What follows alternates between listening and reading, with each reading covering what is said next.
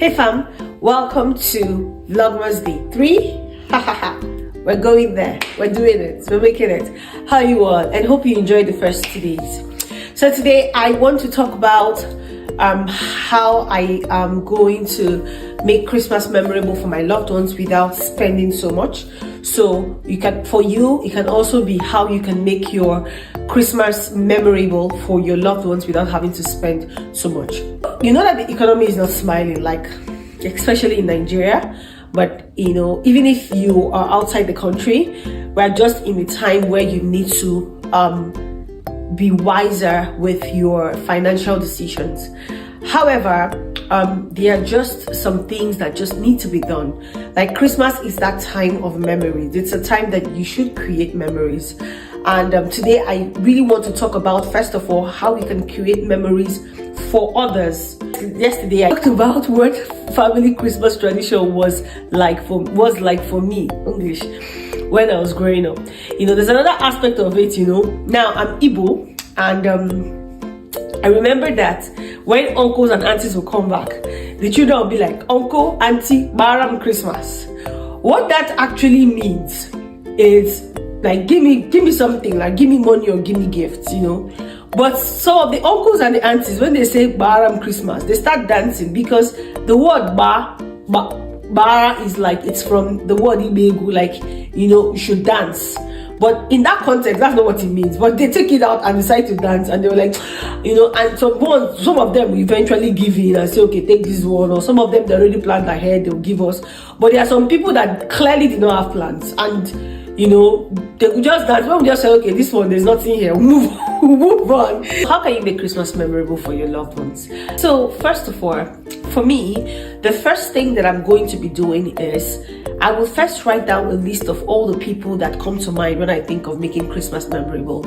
You know, parents, foster father, sisters, brothers, aunties, uncles, nephews, nieces, cousins, first cousins, second cousins, you know, first and yeah, like that, you know, family, friends, loved ones, friends, you know.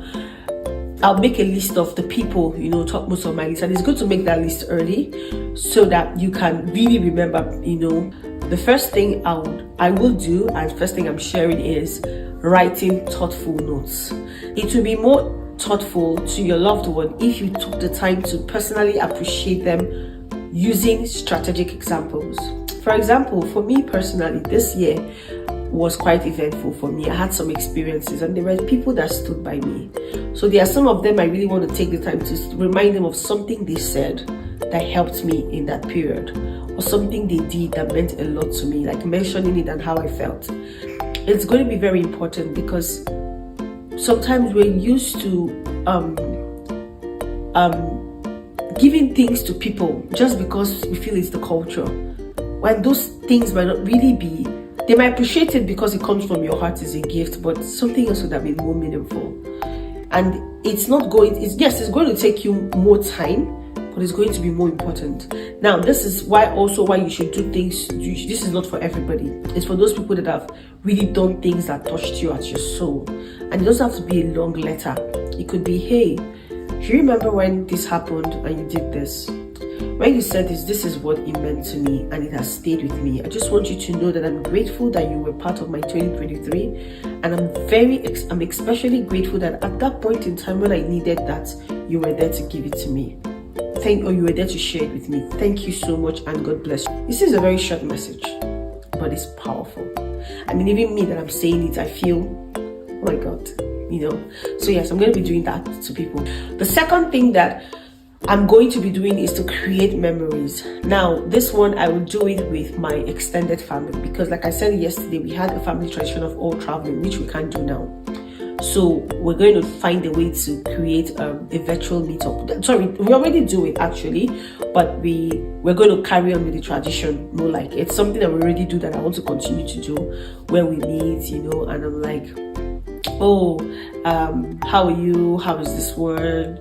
We meet the children. We say, okay, we thank God for the year past, and we also pray for the oncoming year. We just catch jokes. Sometimes it's not a long meeting. Sometimes a long meeting. We catch up on each other's lives, you know. So yeah, it's going to be a great time to catch up.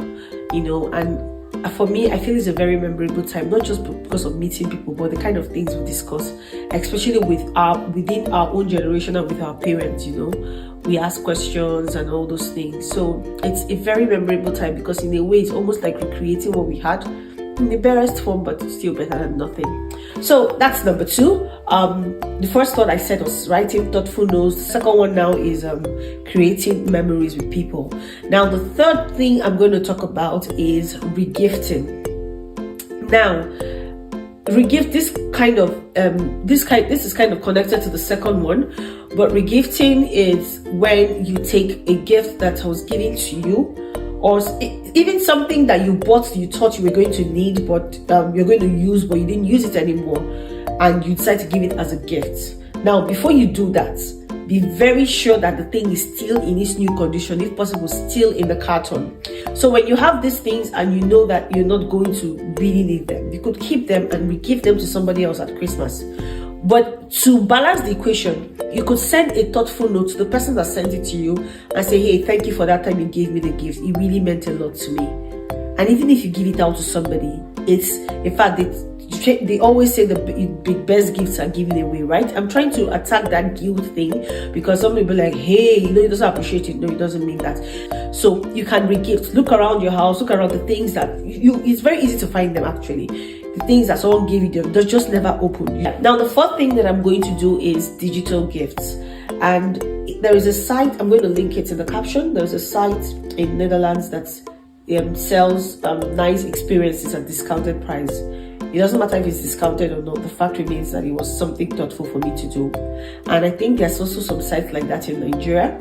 So it's like giving people experiences, the gift of experiences, digital gifts. It could come in different forms. The fifth one, so I've talked about sending thoughtful notes, thoughtful handwritten notes. I forgot to mention that. Try and make sure they're handwritten, thoughtful handwritten notes. I've talked about sharing memories with people, and then I've talked about regifting. I've also talked about digital gifts. The last 2 will be handmade gifts and money. Last. You can also create beautiful things and take to people.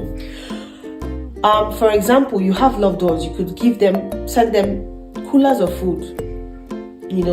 Maybe not the traditional, right? Remember back then our parents used to do things like that. They would cook, you see, rice, like what the houses do during Salah.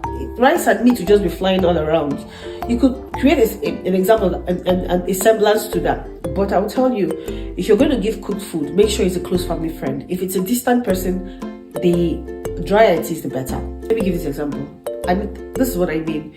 It might be safer to give things like pastries, cake, if you do those kind of things, all those homemade, beautiful pastry goods, do them, package them nicely and send, as opposed to cooking traditional jollof rice and meat, But yeah, you could do those stuff and send to people, But that usually would work a lot if they're in the same vicinity with you. Now the sixth one is, and of course I'm using that too, I'm going to try my hand at some new kind of pastries, and I've already done some in the past, and I used to bake a lot back then, so I want to bring that back and find a way to share them. And then the last one will be money gifts. Now, last, there are some people that what will make sense for them is that money. Thoughtful notes will not, and regifting will not. Digital gifts, what they need is money, and they are close enough and important enough to you for you to want to share something with them. So that's it. That's what my gifting plan is like for this Christmas. I'm going to do a mix of this for different people. I'll start off with listing all the people in my life that I would need to create memories for. All right, so tomorrow, I think I've promised you 2 vlogs already. One on Thank You Holy Spirit, one on how I intend to create memories for my family, and the second one that I talked about on, I'm going to remember, but I'll share with you. So stay posted and see you tomorrow. Bye bye.